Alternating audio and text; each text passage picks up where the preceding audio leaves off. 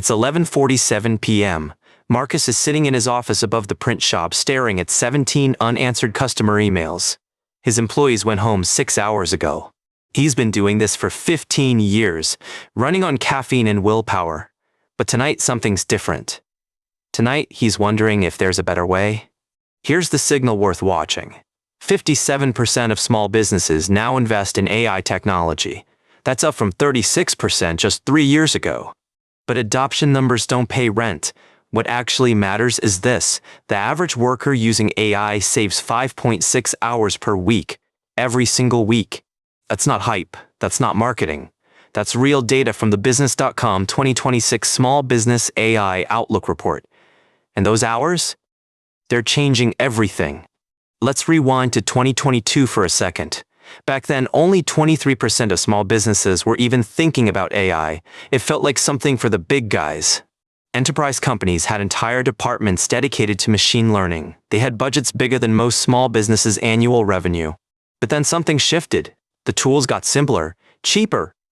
A subscription that costs less than your monthly coffee habit suddenly gave you access to what used to require a six-figure consultant. Brian Connors from Lenovo put it perfectly, quote, "Today's infrastructure and software have made AI more scalable and cost-effective. Small businesses no longer need to build complex systems from scratch." Here's the adoption curve in numbers. 2022, 23%. 2023, 36%. Today, 57% of U.S. small businesses actively investing in AI. The Federal Reserve's Small Business Credit Survey backs this up with outcomes. 71% of firms using AI reported increased productivity, not hoped for. Reported. 39% noted improved quality in their work. 31% reported higher sales.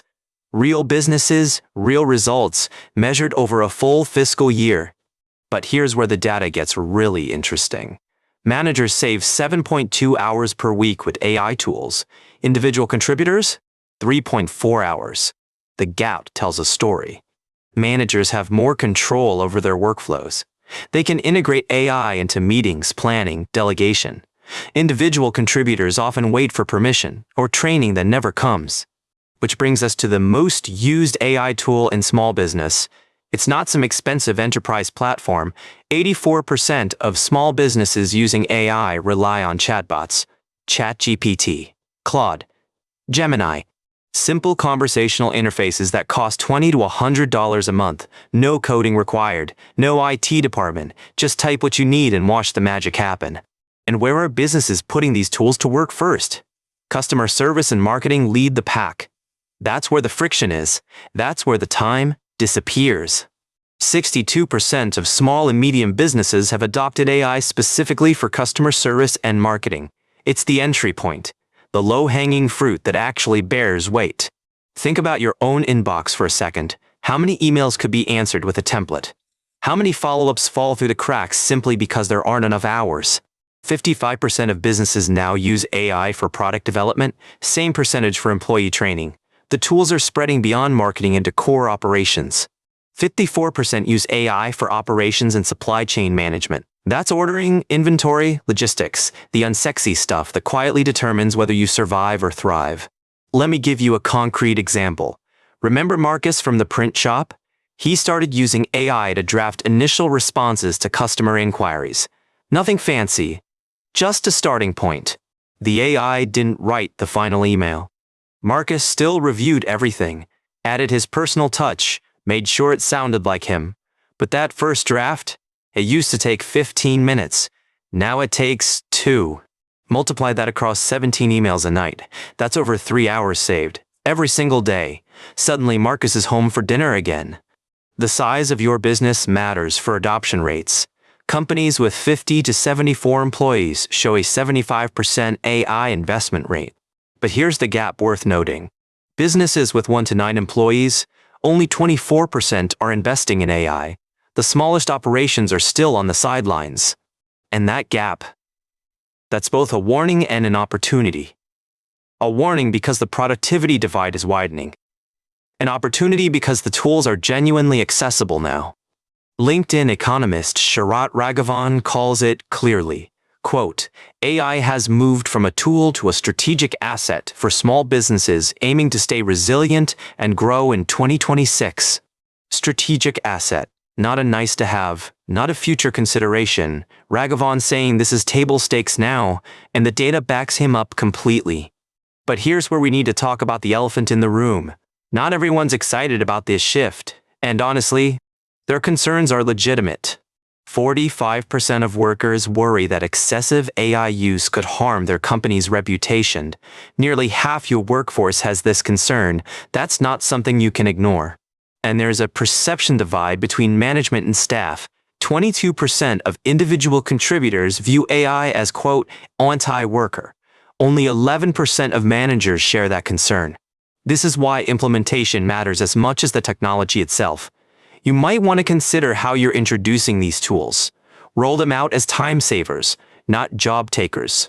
Here's reassuring data for your team. Only 12% of businesses are likely to reduce staff because of AI. 58% rule out staff reductions entirely. The story isn't replacement, it's augmentation. Giving your team superpowers on the tasks they hate, so they can spend more time on the work that actually requires human judgment.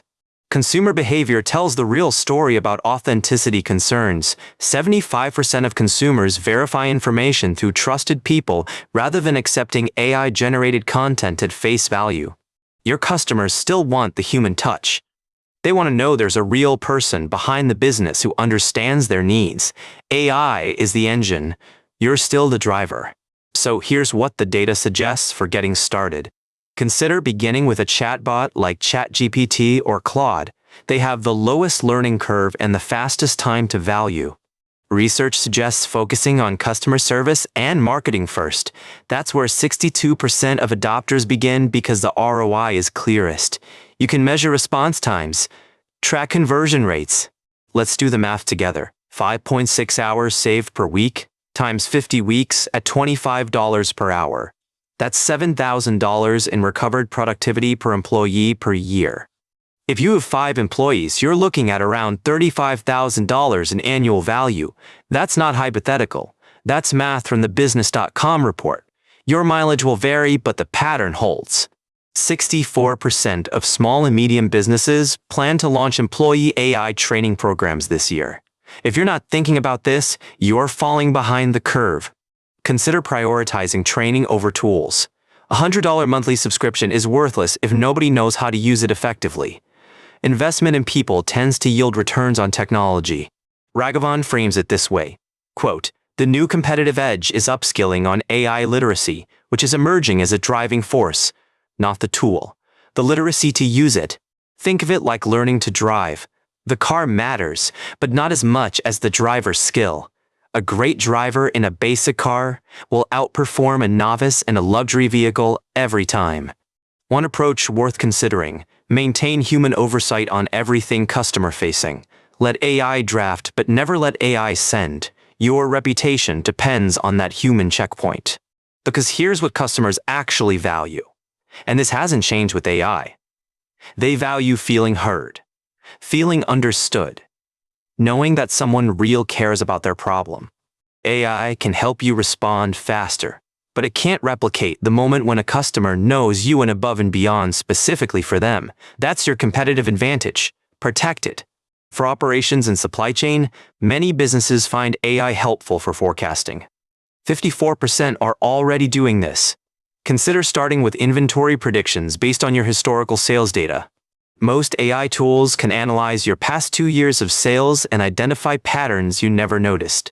Seasonal trends, day-of-week effects, the items that always sell together. If you're not sure where to begin, consider this approach. Start by documenting every task that feels repetitive. Email responses, invoice follow-ups, scheduling. These are your AI candidates. Then pick one. Just one. Set up a chatbot to help with that single task for 2 weeks. Measure your time savings. That data becomes your business case for broader adoption. This is how sustainable change happens. Not overnight transformation, not betting everything on one technology. Small experiments, measured results, gradual expansion based on what actually works for your specific situation. And if you found this breakdown useful, the real numbers, the honest look at what's working, you might want to subscribe. We cover signals like this every week, specifically for small business owners. Let's bring this back to Marcus, the print shop owner who couldn't answer 17 emails. What happened after he started using AI as his drafting assistant? 3 months later, his response time dropped from 48 hours to under 6. Customer satisfaction scores went up. He hired a part-time employee with the money saved from overtime. He didn't become an AI company. He's still a print shop. He just runs it with a little help now, and he makes it home for dinner. Most nights anyway. That's the real story of AI in small business right now. Not robots replacing workers. Not magic wands eliminating problems. Just tools that buy back time, if you're willing to learn how to use them. Quick reminder, this is not financial advice. Every business is different, and what works for Marcus might not work for you. Run your own numbers. Test your own assumptions. Talk to your own advisors. But the signal is clear. 5.6 hours per week. 57% adoption. The productivity gap is widening, and the tools have never been more accessible. The question isn't whether to adopt AI, it's whether you'll be the one setting the pace or trying to catch up. Until next time, keep watching the signals.